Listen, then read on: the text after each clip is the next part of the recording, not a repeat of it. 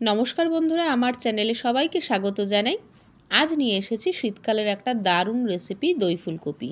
বিয়েবাড়ি বা অনুষ্ঠান বাড়ির মতন ঘরেই কিভাবে তৈরি করে নেওয়া যায় এই দই ফুলকপি, সেই রেসিপিটি আজ আপনাদের সাথে শেয়ার করব। আর আমার চ্যানেলটাকে সাবস্ক্রাইব না করে থাকলে অবশ্যই সাবস্ক্রাইব করার অনুরোধ রইল। তাহলে চলুন দেখা যাক আজকের এই রেসিপিটি।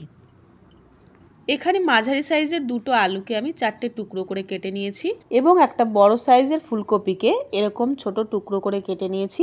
ফুলকপির টুকরোগুলোকে ভালো করে ধুয়ে জল ঝরিয়ে নেওয়া হয়েছে। এবার একটা মশলা তৈরি করে নেব। তো মশলা তৈরির জন্য নিয়েছি একটা মিক্সি জার। মিক্সি জারের মধ্যে একটা মিডিয়াম সাইজের টমেটো টুকরো করে কেটে নিয়েছি। সাথে দিয়ে দিচ্ছি 1.5 ইঞ্চি পরিমাণ মতন আদা টুকরো এবং 6টা কাঁচা লঙ্কা। তো পেস্টটা এবার বানিয়ে নেব। তো পেস্ট রেডি হয়ে গেছে। এখানে আমি একটা 200 গ্রাম টক দইয়ের প্যাকেট নিয়েছি। সাথে নিয়ে নিচ্ছে একটা বোল। তো বোলের মধ্যে 3 চামচ পরিমাণ টক দই আমি দিয়ে দিচ্ছি। টক দইটাকে বেশ ভালোভাবে ফেটিয়ে নেব। খেয়াল রাখতে হবে যাতে কোনো রকম লাম্পস না থাকে। টক দইটাকে ভালোভাবে ফেটিয়ে নিয়েছি। তো এইবার ফুলকপি এবং আলুগুলোকে একটু ভাপিয়ে নেব। এর জন্য কড়াইতে দিয়েছি হাফ কড়াই মতন জল। জলটা ঈষদ উষ্ণ গরম হলে দিয়ে দিচ্ছি কেটে রাখা ফুলকপি এবং আলুর টুকরোগুলোকে। 3 মিনিট মতন আলু এবং ফুলকপিগুলোকে বেশ ভালোভাবে ভাপিয়ে নিয়ে নামিয়ে নিতে হবে। এবার কড়াইতে দিয়ে দেবো হাফ কাপ মতন সাদা তেল। আপনারা চাইলে সর্ষের তেল দিয়েও রান্নাটা করতে পারেন।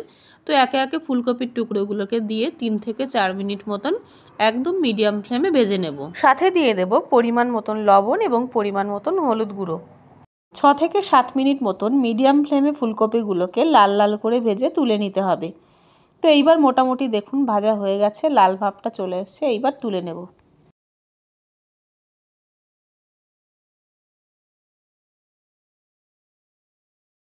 ওই তেলের মধ্যে দিয়ে দিচ্ছি গোটা জিরে হাফ চামচ, একটা তেজপাতা এবং 2টো এলাচ, লবঙ্গ 2টো এবং দারুচিনি।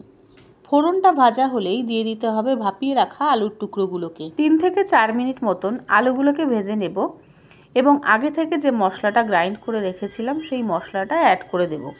মশলাটা অ্যাড করার সময় লো টু মিডিয়ামেই রাখতে হবে গ্যাসের ফ্লেমটা, আর না হয় মশলাটা কিন্তু পুড়ে যাবার একটা সম্ভাবনা থাকে।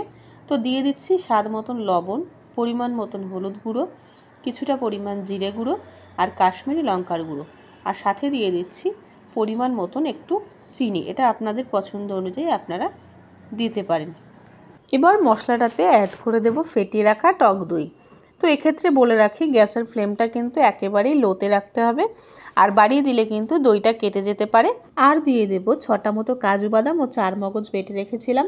দই এবং কাজু বাদাম বাটার মিশ্রণটাকে ভালোভাবে 3 থেকে 4 মিনিটের জন্য ভেজে নেব। এবার দিয়ে দেব ফুলকপিগুলোকে। তো ফুলকপির সাথে মশলাগুলোকে আবারও বেশ ভালোভাবে কষিয়ে নেব। ফুলকপির সাথে মশলাটা আবারও বেশ কিছুক্ষণ কষিয়ে নিয়ে দিয়ে দিতে হবে গরম জল। গরম জলের পরিমাণ কিন্তু অল্পই দেব, যেহেতু ঝোল হবে না, গ্রেভি হবে। আর এটা কিন্তু লুচি, পরোটা, ফ্রায়েড রাইস এবং নানের সাথে খেতেই বেশি ভালো লাগে। তো এবার 3 মিনিটের জন্য ঢাকা দিয়ে দিচ্ছি আলু ও ফুলকপিগুলোকে ভালোভাবে সেদ্ধ করার জন্য। 3 মিনিট পর ঢাকা সরিয়ে দিচ্ছি। দেখুন আলু এবং ফুলকপিগুলো কিন্তু বেশ ভালো সেদ্ধ হয়ে গেছে। 1 চামচ ঘি দিয়ে নামিয়ে নিলেই তৈরি হয়ে গেল দই ফুলকপি রেসিপি। খেতে কিন্তু দারুণ লাগে। আশা করছি এই রেসিপিটা বাড়িতে আপনারাও ট্রাই করবেন। তো আজকের মতন এই পর্যন্ত। ভালো লাগলে অবশ্যই চ্যানেলটাকে সাবস্ক্রাইব করবেন এবং একটা লাইক করতে কিন্তু একদমই ভুলবেন না।